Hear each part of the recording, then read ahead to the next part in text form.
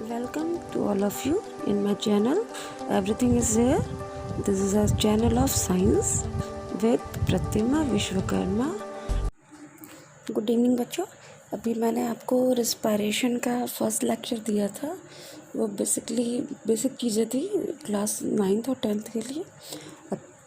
ये हमारी उससे थोड़ा सा एडवांस है क्योंकि इसमें थोड़ी डिटेलिंग है। ओके, तो लेट्स स्टार्ट।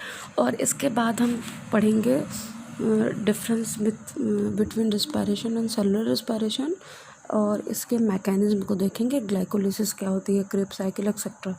तो अभी आ जाए, व्हाट इज रिस्पायरेशन।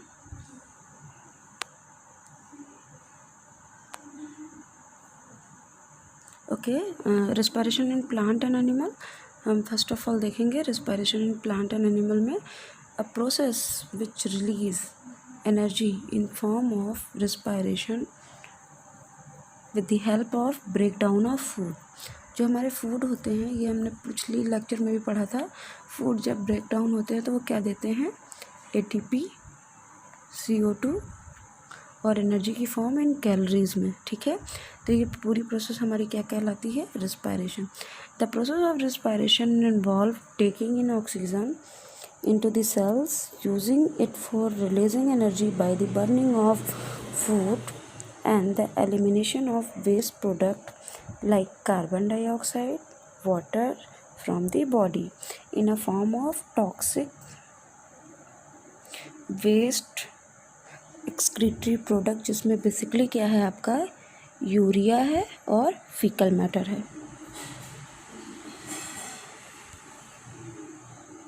ओके, तो हमारा नेक्स्ट टॉपिक क्या है। अब यहाँ पे रिस्पायरेशन के थ्रू एनर्जी कैसे रिलीज़ होती है। During respiration stored energy release in form of ATP in a sales.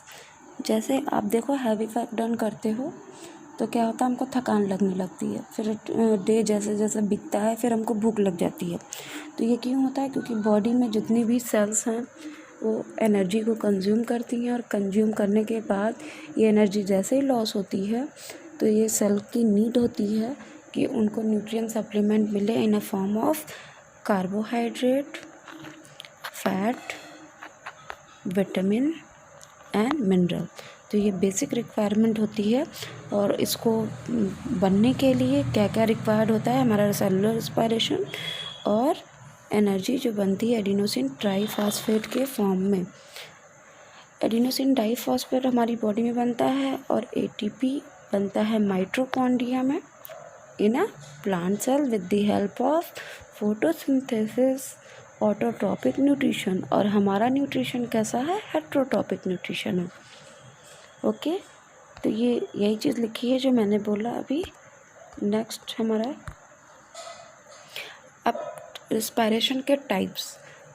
अभी आप सोच रहे होंगे मैं कहाँ से पढ़ा रही हूँ, तो इसके लिए मेरा पहला रिस्पायरेशन का वीडियो ज़रूर देखें, तभी आपको ये क्लियर होगा। Types of respiration. In most cases organism carry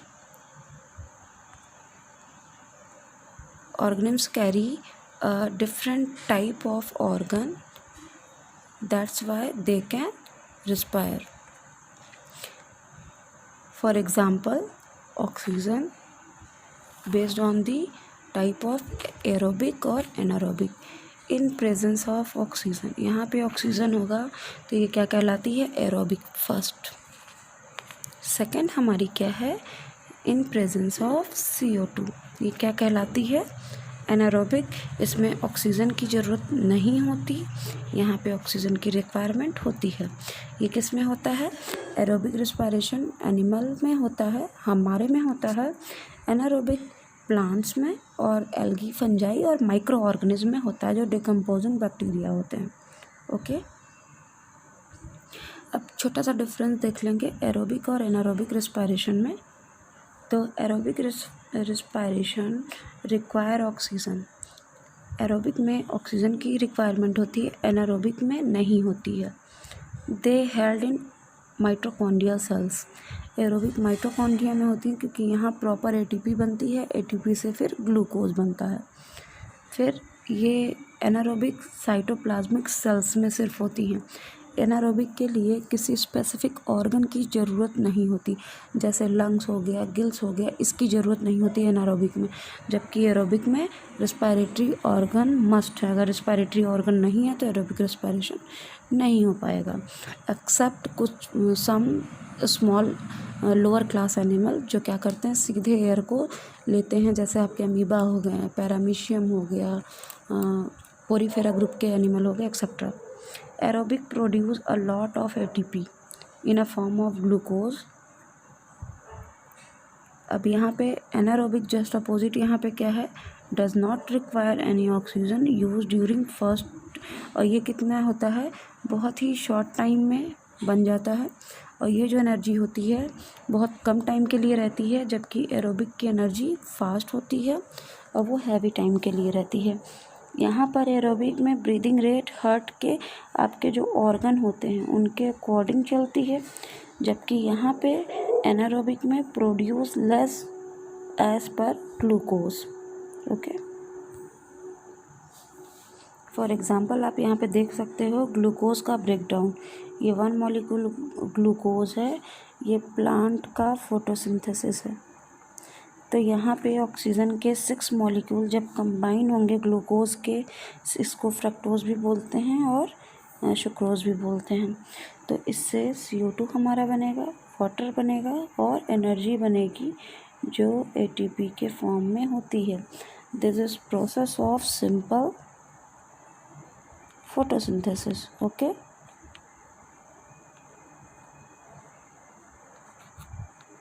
ये सिंपल क्या है, फोटोसिंथेसिस है हमारी। अब एरोबिक रिस्पायरेशन के लिए भी हमारी यही इक्वेशन चलती है जो भी आपने यहाँ पे देखा।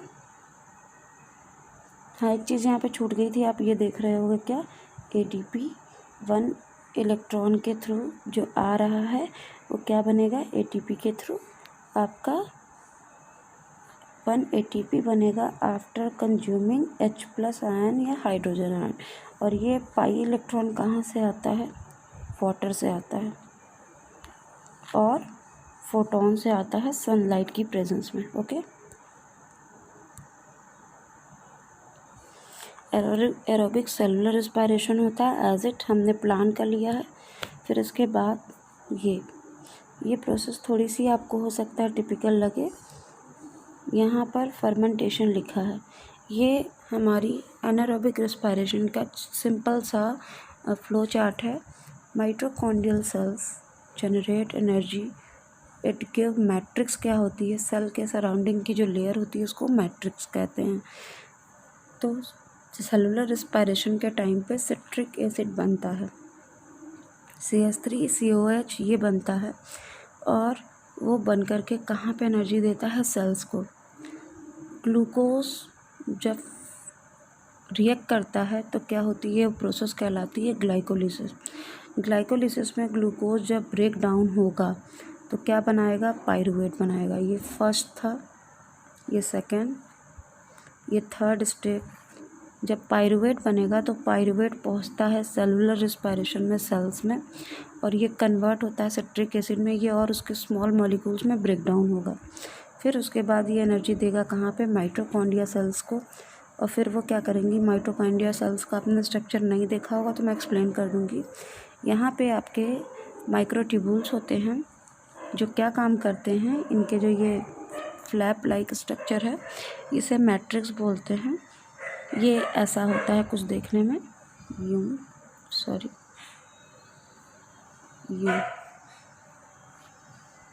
ये माइटोकॉन्ड्रिया की इंटरनल ट्रांसफर सेक्शन है, यहाँ पे यूँ डॉट डॉट होते हैं, ठीक है।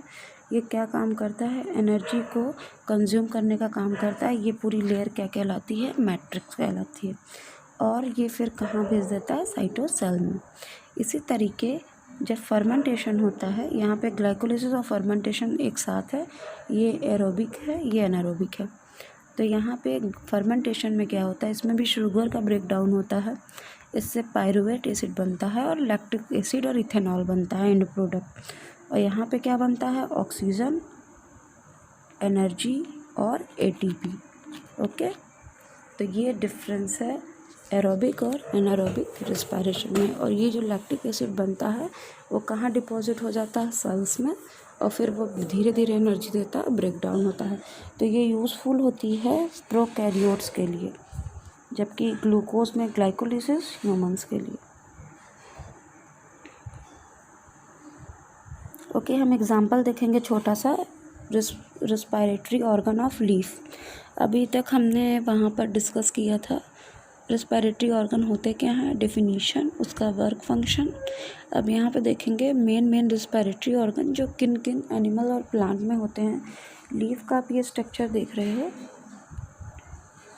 यहाँ पर क्या है, लीफ, ये फाइकस लीफ का एग्जांपल लिया है। ये पोर्स हमारे क्या हैं, स्टोमेटा है।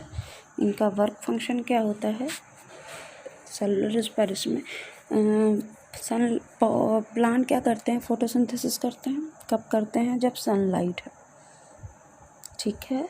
जब सनलाइट है तो प्लांट क्या करते हैं, फोटोसिंथेसिस करते हैं और स्टार्च बना लेते हैं। और जब सनलाइट नहीं होती है, जब डीम लाइट हो गई, रात का टाइम हो गया, तो पौधे कैसे सर्वाइव कर लेते हैं, आपने सोचा। पौधे सर्वाइव करते हैं तब इनकी इन स्टोमेटा की एक्टिविटी की वजह से। ओके, और डीम लाइट में ये जो पोर्स हैं ये ओपन हो जाते हैं, ये लीफ की सरफेस पे होते हैं, और ये क्या करते हैं, इन्हीं पोर्स से आयंस का एक्सचेंज करते हैं बॉडी में, और गैस का, बेसिकली ऑक्सीजन और CO2 का। उसके अलावा कुछ टॉक्सिक गैसेस भी 1-8% अगर होती हैं, जैसे नाइट्रोजन हो गया, नाइट्रेट हो गया, तो उनका भी लेन देन करते हैं। अब स्टोमेटा की एक्टिविटी हम देख लेंगे प्लांट में, उनका फंक्शन। ये स्टोमेटा का स्ट्रक्चर है, ठीक है। ये आउटर मेम्ब्रेन है, ये वॉल का काम करती है प्रोटेक्टिंग। ये जो स्पॉट आपको दिख रहा है न्यूक्लियस है, हर स्टोमेटा की हर गार्ड सेल्स में ये प्रोटेक्टिंग लेयर है, जिसको क्या बोलते हैं, गार्ड सेल्स, क्योंकि ये इस डोर को क्लोज और ओपन करते हैं। ये जो डोर दिख रहा है आपको ओपन, ये क्या है, ओपन है, और ये कैसा है, क्लोज है। ओके, फिर ये स्पॉट जो दिख रहा है क्लोरोप्लास्ट है, जिसकी वजह से ये दिन भर में स्टार्च बनाए रहते हैं, और फिर उसी को क्या करते हैं, रात में ब्रेक डाउन करने लगते हैं in the presence of moonlight. Vacuolar space है, यहाँ पे एक्सेस अमाउंट ऑफ वाटर क्या हो जाता है, एक्सेस अमाउंट ऑफ वाटर इकट्ठा हो जाता है, और गार्ड सेल्स इसको प्रोटेक्ट करता है। ओके, तो ये क्लोज टाइप का था, ये ओपन टाइप का, ये वर्क फंक्शन ऑफ स्टोमेटा। अब इसके बाद सम एनिमल में एग्जांपल देख लेंगे। जैसे एग्जांपल में हमारे स्पाइडर हैं, बुकलंग है, स्पंज है। स्पंज ये एक्वाटिक होते हैं प्लांट। चिकन है, चिकन में लंग्स होता है। स्पाइडर में बुक लंग होते हैं, इसका नाम बुक लंग है इसके रिस्पायरेटरी ऑर्गन का। चिकन में सिर्फ लंग होता है, इसमें आउटर फ्लो, इसको ऑस्कुलम बोलते हैं। किसमें, पोरीफोरा में, ये जो पानी में होता है इसको बाथ स्पंज भी बोलते हैं। फिश में ये गिल्स होती हैं, और कैटरपिलर में ये आपके क्या है, स्पॉट, वो क्या कहलाते हैं, ये हमारे क्या होते हैं, स्पैरिकल्स, जो ये पोर हम सेलुलर रिस्पायरेशन में हेल्प करते हैं। नेक्स्ट, अब एक्वाटिक प्लांट किस तरीके से ऑक्सीजन को लेते हैं, CO2 इकोसिस्टम में ऑक्सीजन और कार्बन डाइऑक्साइड का बैलेंस बनाते हैं। तो हम यहाँ देखेंगे टाइम के साथ साथ ये अल्ट्रावायलेट रेडिएशन जब सन देता है, तो यहाँ पे एटमॉस्फेरिक लेयर में क्या होता है, एवोपरेशन होता है, और ये एवोपरेशन ओशियन तक जब पहुँचता है तो यहाँ की लेयर को वार्म कर देता है, गर्म कर देता है। इस हीटिंग इफ़ेक्ट की वजह से यहाँ पे प्रेशर जनरेट होता है, ठीक है, प्रेशर जनरेट होता है। प्रेशर जनरेट होने की वजह से CO2, क्योंकि इसका टेम्परेचर हाई होता है और हैवी होती है, ये ऑक्सीजन के कंपैरिजन में लाइट होती है, तो ये ऊपर चली जाती है, और ऑक्सीजन कहाँ आ जाती है, नीचे आ जाती है, क्योंकि ऑक्सीजन की density in comparison to CO2 ज़्यादा होती है। ओके, क्योंकि वो मॉइस्ट होती है और वाटर में कंबाइंड हो जाती है, H2O फॉर्म कर लेती है। तो इस तरीके से जो हमारे टेरेस्ट्रियल एक्वाटिक प्लांट है वो क्या करते हैं, अपना ऑक्सीजन बैलेंस बनाए रखते हैं। Okay, next, respiration in fish. तो ये क्वेश्चन बहुत आता है, रिस्पायरेशन इन फिश या draw respiratory organ of aquatic plant, इसलिए मैंने ये डायग्राम लिया है। ये जो आप माउथ देख रहे हो, ठीक है, उसके बाद गिल्स आर, ये माउथ आप देख रहे हैं, इसके बाद ये गिल्स आर्क है और गिल फिलामेंट, ये जो रेड से स्ट्रक्चर दिख रही है वो फिलामेंट है, ये जो निकले हुए, और ये जो सपोर्टिंग है वो क्या है, आर्क है। Okay, water out through the gills, और वाटर यहाँ पे गिल्स के थ्रू एक तरफ से इंटर करता है और एक तरफ से यहाँ से इंटर किया और यहाँ से आउट निकल गया। और इस आने और निकलने के दौर में जितना भी ऑक्सीजन होता है they can consume and stored in a store form. Gill are और फिलामेंट का ये स्ट्रक्चर है, आप देख सकते हो इस तरीके से होता है। ऑक्सीजन पुअर फ्लो, अगर ऑक्सीजन का पुअर फ्लो होगा तो ये लैमिना क्या होती है, चिपक जाती है। ऑक्सीजन रिच होगा तो ये क्या होगी, थोड़ी सी स्वेल हो जाती है। जैसे आपने प्लास्टिक की पाइप देखा है जिससे हम पानी डालते हैं पौधों को, जब उसमें वाटर नहीं है तो वो पिचक जाती है, श्रिंक हो जाती है, और जब उसमें वाटर का फ्लो होता है प्रेशर से, वो क्या हो जाती है, मॉडिफाई होकर अपनी पोजीशन पे आ जाती है। ओके,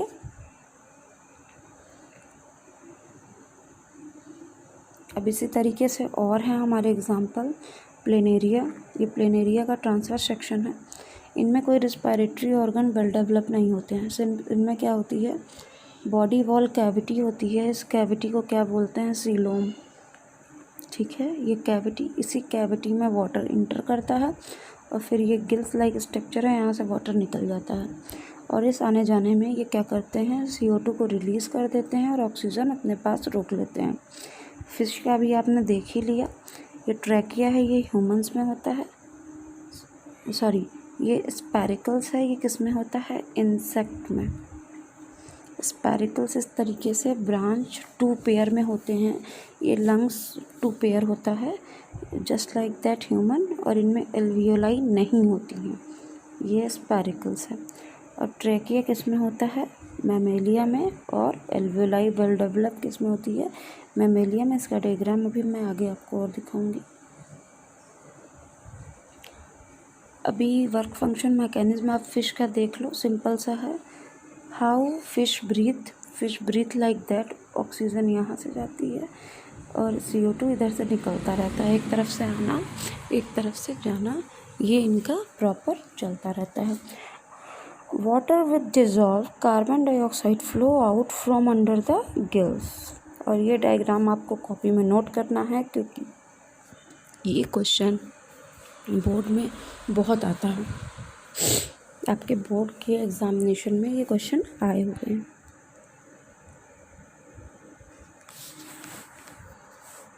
ये भी है एक डायग्राम, इसको आप बाद में वीडियो को पॉज करके नोट कर लीजिएगा।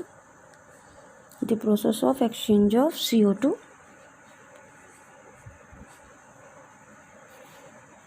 with O2, okay।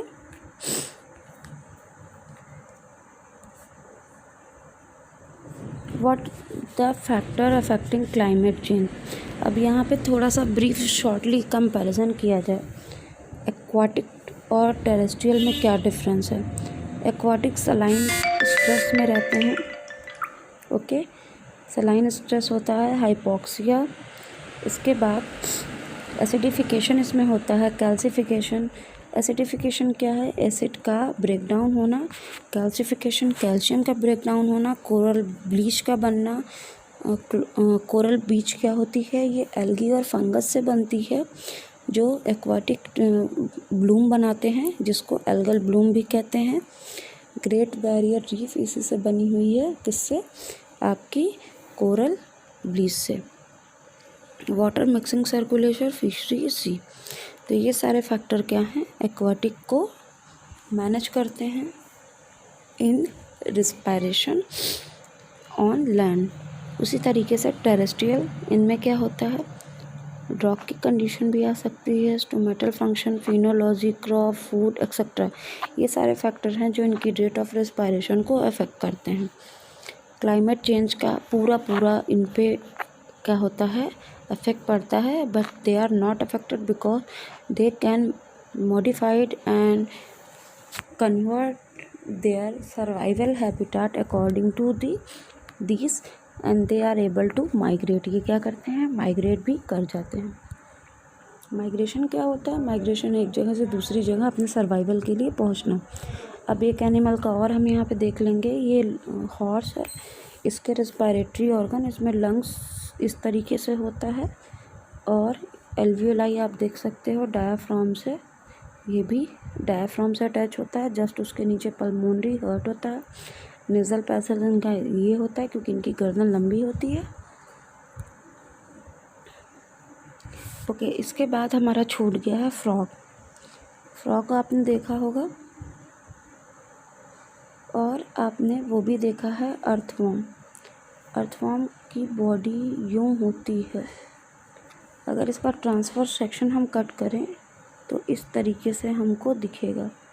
ओके, और इनमें पेयर ऑफ लंग्स नहीं होते हैं.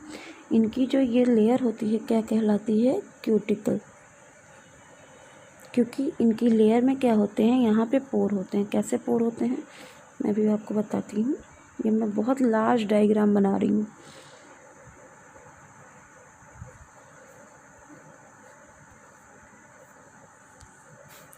तो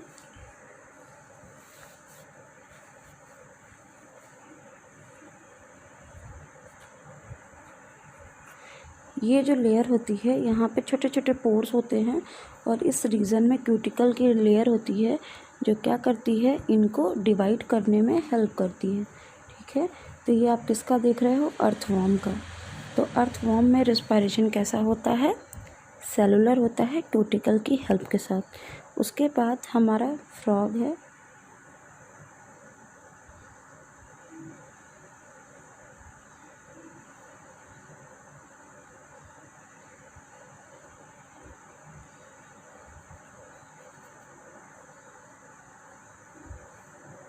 फ्रॉग की स्किन पे आपने यहाँ तो उसके गिल्स होते हैं, ये उसका माउथ हो गया, ये आइज़ हो गई. यहाँ पर आपने छोटे छोटे पोर्स इस तरीके से उभार, ये तो गिल्स होता है. ठीक है, ये फ्रॉग कम इन एम्फीबियंस, ये इसका कैरेक्टरिस्टिक फीचर है. That's why because it have gills, cuticle layer and lung also. 4 chamber lung होता है फ्रॉग में. ठीक है, तो ये हम क्या करते हैं, ये लैंड पे भी सरवाइव कर सकते हैं ड्यू टू लंग्स और वाटर में भी ड्यू टू गिल्स हैं. आपके ड्यू टू गिल्स हैं एंड क्यूटिकल लेयर. ओके, ये हो गया हमारा. उसके बाद पोरीफेरा का स्पंज का ऑस्कुलम, ये ऊपर का रीजन होता है. यहाँ पे छोटे छोटे इस तरीके से होते हैं. ये क्या कहलाते हैं, अपर-कूलम, या ये क्या कहलाते हैं, अपर-कूलम. ये माउथ की ओपनिंग होती है जो क्या करती है, इनकी बॉडी ये पोर होते हैं, ये पोर्स होते हैं. तो यहाँ से ऑक्सीजन आया और यहाँ से CO2 निकला. ओके,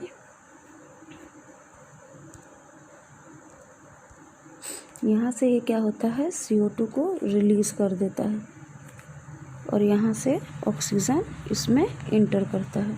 ओके, तो ये हमारा क्या है, डेवलपमेंट ऑफ वाटर करंट. तो ये क्या बनाते हैं, वाटर करंट बनाते हैं. ये क्या है, ऑस्टिया, या इसको बाथ स्पंज भी बोलते हैं, या पोरीफेरा ग्रुप का. नेक्स्ट,